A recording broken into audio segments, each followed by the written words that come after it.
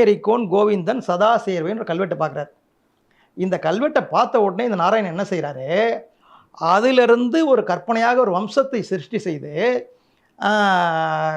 கோனேரிக்கோனுக்கு முன்னால் வந்து கிருஷ்ணகோன், அவனுக்கு முன்னால் ஆனந்தகோன்னு ஒரு கற்பனை கதையை உருவாக்கி கிபி 1200 முதல் கிபி 1330 வரை சுமார் 130 ஆண்டுகள் இவர்கள் அரசாண்டார்கள் அப்படிங்கிற ஒரு அப்படின்ற ஒரு பொய்க்கதையை எழுதுகிறார்.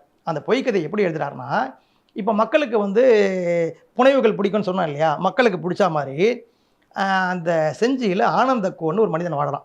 அந்த மனிதன் இடையர் சமூகத்தை சேர்ந்த நம்ம கோனார்னு சொல்கிறோம் இல்லையா, அந்த சமூகத்தை சேர்ந்தவர். இந்த மனிதர் என்ன செய்கிறாரு, அங்கே இருக்க கமலகிரி மலை மேலே ஆடு மேய்க்க போகிறாரு.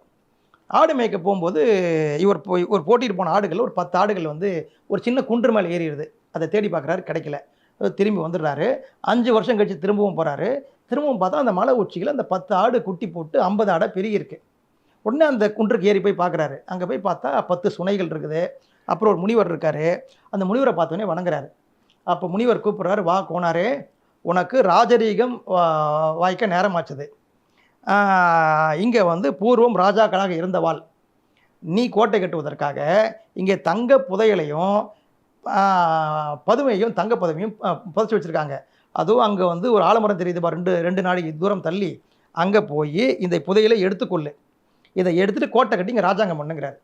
உடனே இந்த ஆனந்தகோன் என்ன செய்கிறாரு, இவர் திரும்பி வரும்போது தான் ஓட்டிகிட்டு போன ஆடு புதுசாக வந்து 50 ஆடு கிடச்சி பாருங்க, அது எல்லாத்தையும் கொண்டு வந்து ஆள் போட்டு பார்த்துக்க வச்சுட்டு ரகசியமாய் மனிதர்களை சேர்த்து அந்த புதையலையும் எடுத்துகிட்டு வந்து சுற்றி இருக்க சிறு சிறு ராஜாக்கெல்லாம் ஜெயிச்சு அந்த இடத்துல கோட்டை கட்டினார்.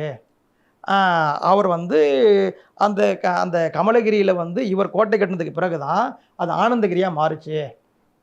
அது மட்டுமல்ல, இவர் கமலகிரி மட்டுமல்ல, பக்கத்தில் இருக்க வந்து கெங்கவர மலை, பெருமுக்கல் மலை, இந்த மாதிரி வந்து சுற்றி எல்லா இடங்கள்லையும் கோட்டை கட்டினார். இதோடு சொல்லியிருந்தாலும் பரவாயில்ல, இவர் இன்றைய திருவண்ணாமலை மாவட்டம் படவேட்டில் இருக்கக்கூடிய அந்த படவேட்டுக்கு வந்து கோட்டை கட்டினார். அந்த கோட்டத்துக்கு வந்து ராஜகம்பீர துர்கம்னு பேர். அங்கே வந்து சிவன் கோயில், பெருமாள் கோயில், அம்மன் கோயில் எல்லாத்தையும் கட்டி வச்சார். அப்படின்னு சுற்றி எந்தெந்த ராஜாக்கள்லாம் கோயில் கட்டினாங்களோ எல்லா வரலாறையும் வந்து ஆனந்தகோன் மேலே எழுதி வச்சுட்டு பின்னால் ஒரு செய்திக்கு வராரு. இப்படி வழி வழியாக இவங்க வந்து ஆண்டுகிட்டு வரும்போது அந்த 4வதாக சொன்ன பாருங்கள் கோவிந்தகோன், இவன் என்ன பண்ணுறான்னா, அந்த மலையில் ராஜகோபாலசாமி கோயில் கட்டி அந்த கோயிலில் தன் பேரும் தகப்பன் பேரும் கல்லில் எழுதி வைத்தான் அப்படின்னு ஒரு வார்த்தையோடு முடிக்கிறார். ஸோ இத்தனையும் கதைகள்.